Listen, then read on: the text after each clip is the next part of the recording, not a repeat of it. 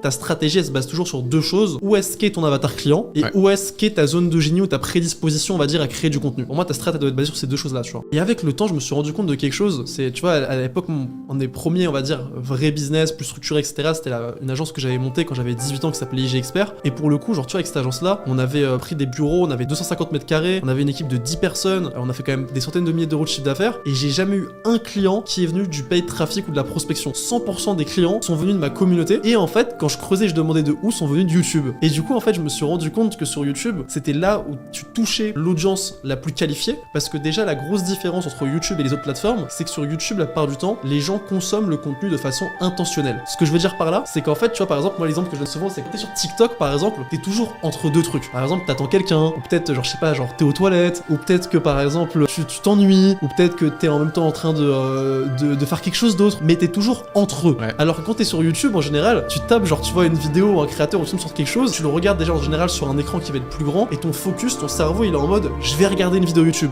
Il est pas en mode inconscient, en mode je suis sur TikTok en même temps que je fais un autre truc ou quoi, tu vois. Ouais.